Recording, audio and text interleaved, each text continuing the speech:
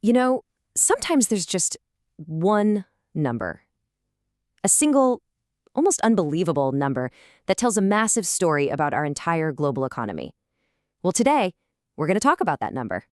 And there it is. Just look at all those zeros. $315 trillion.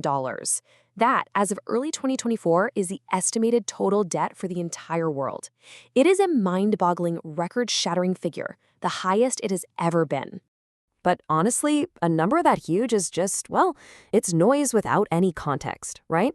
So that's what this is all about. We're going to break it down and figure out what it's really telling us. Okay, so first things first, what exactly is in this massive pile of debt? Where does it all come from? Now, it's really easy to hear debt and just think of governments. But global debt is, well, it's everything. It's the grand total of all the borrowing. We're talking government bonds, sure, but also all the corporate loans and even household debt. Yep, that includes your mortgage, your car loan, your credit cards, all of it, from every country on Earth, added together.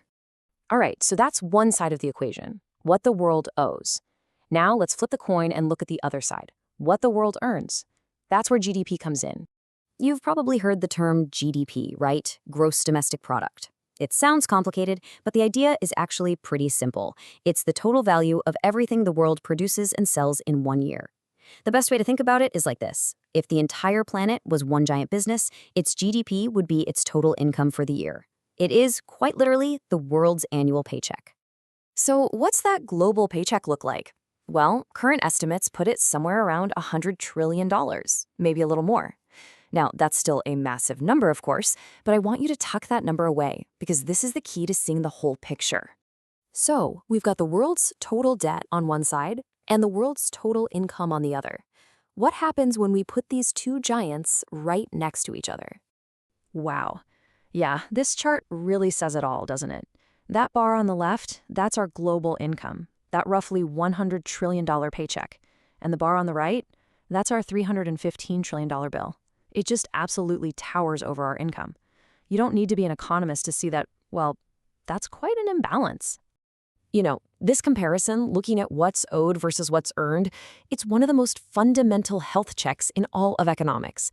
And it has a name, the debt to GDP ratio. Trust me, it's a number that policymakers and central banks watch like a hawk. And when you do the math, when you divide the $315 trillion in debt by the $100 trillion in GDP, you get this. Roughly 330%. Let that sink in for a second. Global debt is 330% of our entire planet's annual income. Okay, so 330%. It's a big, kind of scary-sounding number. But why should you care?